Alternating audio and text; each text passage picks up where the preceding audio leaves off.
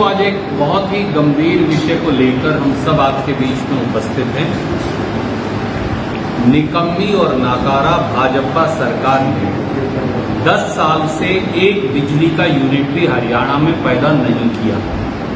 नतीजा ये है कि पूरा हरियाणा आज भयंकर बिजली संकट से ग्रस्त है।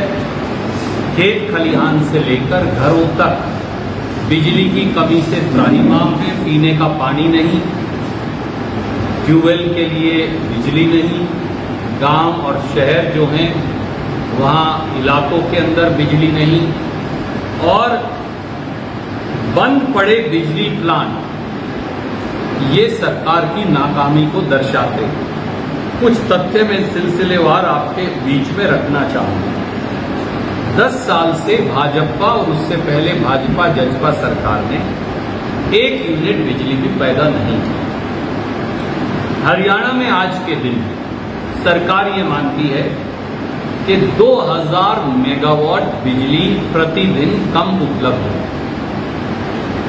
और भाजपा सरकार ने अपने निकम्मेपन के चलते गर्मी के इस मौसम में बिजली खरीद की कोई प्रावधान नहीं किया, और अब सरकार के खजाने को चूना लगाकर अनाप शनाप रेट पर बिजली खरीदने की तैयारियां चल रही हैं।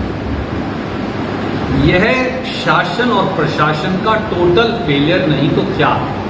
दूसरा पहलू, नतीजा ये भी है कि आने वाले सालों में बिजली की समस्या और भयंकर हो जाएगी। हरियाणा पावर परचेज सेंटर जो हरियाणा सरकार का बिजली का कितनी बिजली चाहिए अनुमान लगाता है, उनका ये मानना है कि 2025-26 और 26-27 में बिजली की मांग जो है, जो घटक कम होगी, जो कम बिजली हरियाणा में होगी, वो लगभग 3000 मेगावाट है।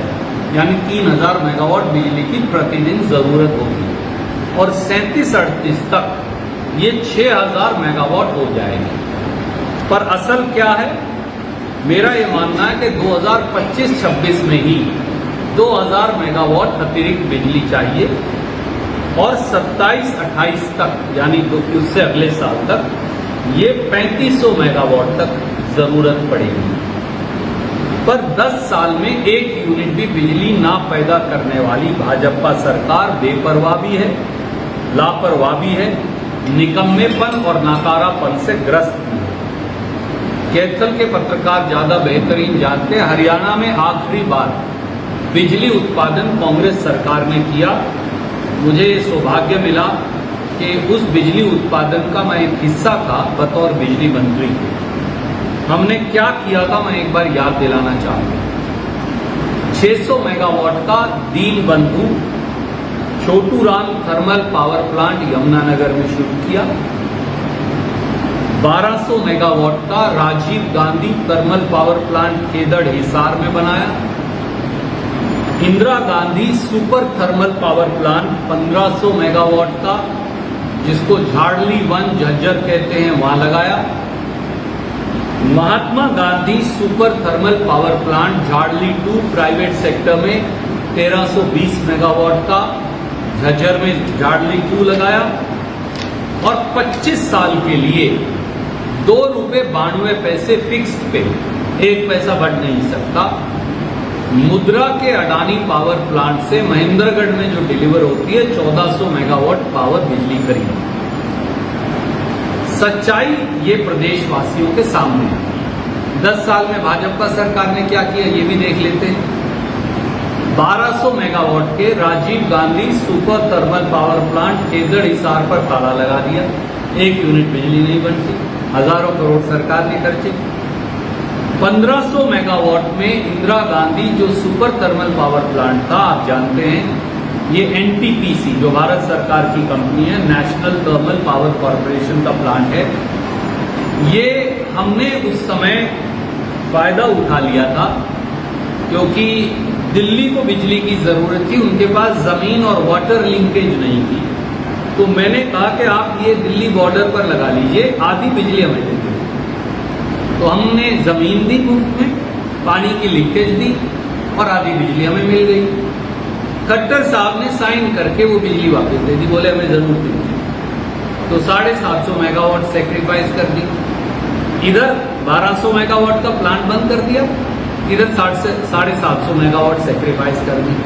तीसरा, जो 25 साल के लिए ₹2.92 पे मुद्रा के अडानी पावर प्लांट से महेंद्रगढ़ में जो डिलीवर होती है, जो बिजली खरीदी थी, अब उनको मुनाफा पहुंचाने के लिए, क्योंकि ₹2.92 हिंदुस्तान में सबसे सस्ता रेट है बिजली का और वो बढ़ भी नहीं सकता 25 साल तक, तो अब उनसे इन्होंने बिजली ये लेते ही नहीं, कोई ना कोई बहाना बना देते हैं और बिजली नहीं लेते।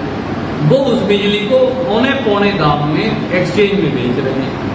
हरियाणा को नुकसान हो रहा है डबल। एक तो ₹2.92 की बिजली नहीं मिलती, दूसरा वही बिजली हमें जाके एक्सचेंज में ₹12, ₹14, ₹15 पे खरीदनी पड़ती है, तो हमें तो डबल नुकसान होने लग गया। तीसरा, ये 3 बातें तो हुई, इसके साथ साथ एक बात और भी हुई। 750 मेगावाट का एक और पावर प्लांट यमुनानगर में लग सकता है। आपको पता है नदी के ऊपर परमिशन नहीं मिलती बिजली प्लांट लगाने की।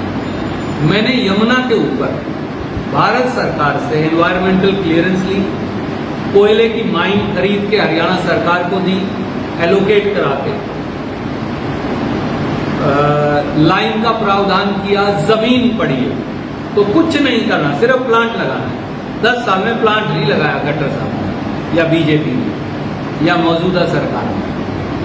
अब 750 मेगावाट जमीन नहीं एक्वायर करनी, पानी लिंकेज नहीं चाहिए, एनवायरमेंटल क्लियरेंस नहीं चाहिए, तीनों करके दे रखी है कि कभी भी आप बिजली प्लांट लगा दो, नहीं लगाते।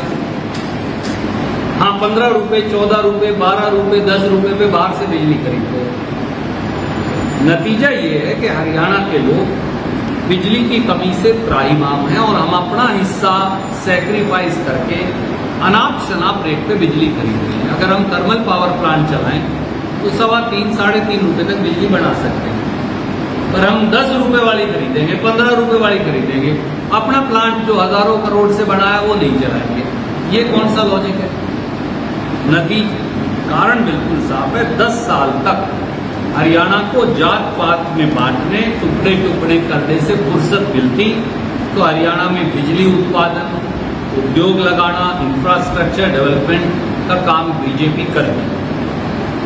10 साल में हरियाणा वासियों को पोर्टल खेलकर जनता की जिंदगी को उलझाने व परिवार के सदस्यों को आईडी बनवाने, कभी प्रॉपर्टी आईडी, कभी फैमिली आईडी, उसकी लाइन में लगवाने से, चक्कर में डलवाने से फुर्सत मिलती तो फिर निवेश और निर्माण का काम करते। 10 साल में हरियाणा को 3 लाख करोड़ के बोझ के नीचे दबाकर अनाप शनाप तरीके से पैसा लूटने से फुर्सत मिलती तो बिजली घर, ITI, स्टेडियम, सड़कों का निर्माण करते।